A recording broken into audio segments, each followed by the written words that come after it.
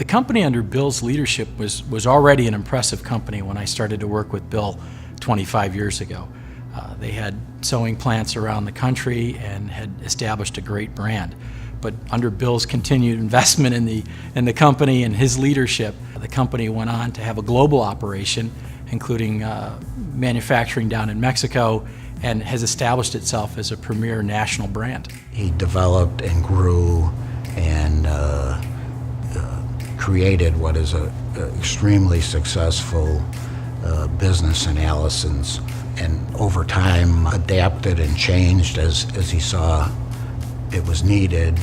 The qualities that Bill had that made him successful, at least from my lens, were his absolutely razor-sharp business acumen, his desire to succeed, his compassion and concern for the people he was responsible for, including his employees. He had a brilliant analytical mind. In all the years of crunching numbers together, I never saw him use a calculator once, and if I was using one, he had the number before I did.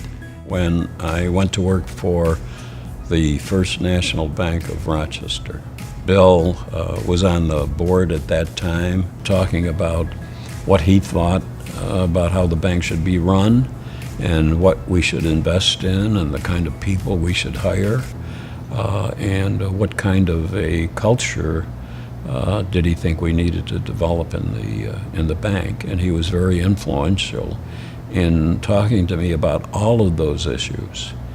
He had a common sense about him that many of us don't have anymore. He really had this unique ability to get a deal done, but to get it done in a way that everybody felt good about it. That's really tough in business. That to me really speaks to who he was. He was just a very decent and fair guy.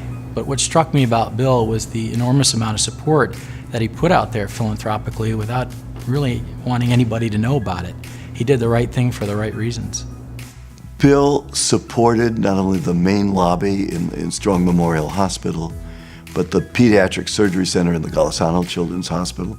And his grandson, Todd, carried on this magnificent legacy with the establishment of the William and Mildred Levine Autism Clinic in our new autism building.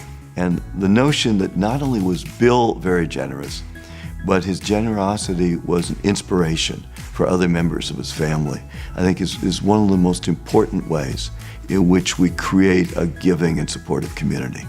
He brings a special understanding about what life is all about. And it isn't about how much money I make and how many cars do I have and how big is my house.